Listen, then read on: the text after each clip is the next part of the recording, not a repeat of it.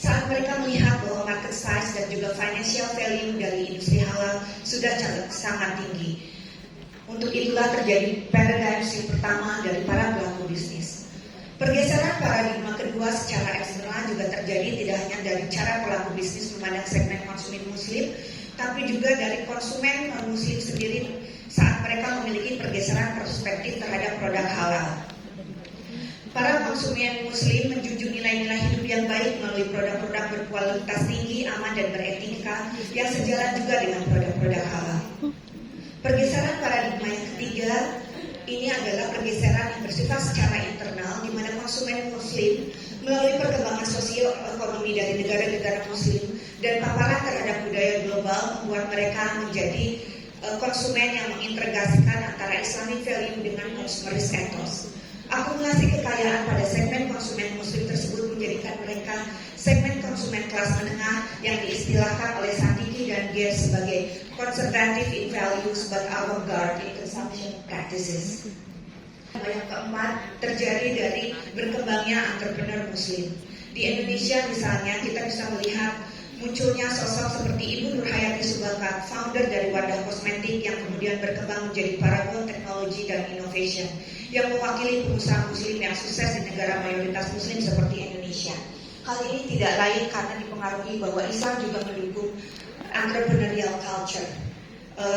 Terpaparnya juga para kelompok muslim terhadap edukasi yang lebih tinggi juga mendorong bermunculannya para entrepreneur muslim yang sukses. Keberhasilan dari para pengusaha muslim tersebut menjadi seorang entrepreneur dianggap mampu mengubah paradigma dan dinamika hubungan antara religi dan market. Selanjutnya, Islam dan juga pemikiran ekonomi modern.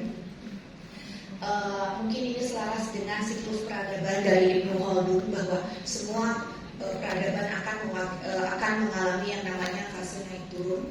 Jadi dalam sisi pemikiran ekonomi Islam di bagian tengah mengalami masa kemajuan itu pada 3 periode pertama. Pada saat itu pemikiran ekonomi di Barat mengalami yang namanya Dark Ages. Lalu terjadi pertukaran di mana saat pemikiran ekonomi Islam mengalami kemunduran, maka perekonomian di Barat mengalami kemajuan.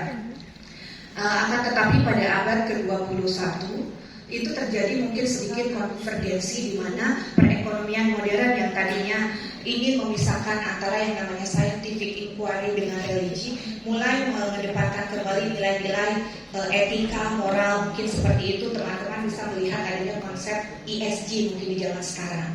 Nah, pada abad ke-21 ini juga dimulai sebenarnya abad ke-20 pemikiran ekonomi Islam juga mulai mengalami perkembangan kembali terlihat dari munculnya kembali atau ditulis kembali tulisan-tulisan klasik dalam bidang pemikiran ekonomi Islam.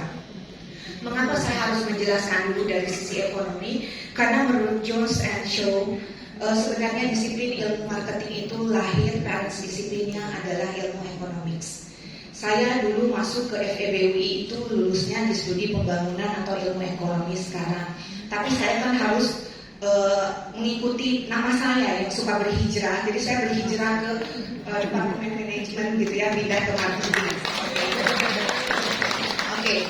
Nah, saya ingin menunjukkan bahwa marketing itu marketing baik konvensional dan juga Islamic marketing itu muncul di akhir di abad ke-20 untuk konvensional marketing dan juga di abad ke-21 untuk Islamic marketing. Jadi saya menggambarkan di slide ini itu bagaimana historical atau paradigm of shift dari sisi keilmuan sehingga lahirlah yang namanya marketing dan juga Islamic marketing. Selanjutnya dari paradigm of shift dari pemikiran ekonomi, maka sebenarnya di dalam marketing sendiri telah terjadi paradigm of shift dari disiplin itu sendiri. Sebelumnya marketing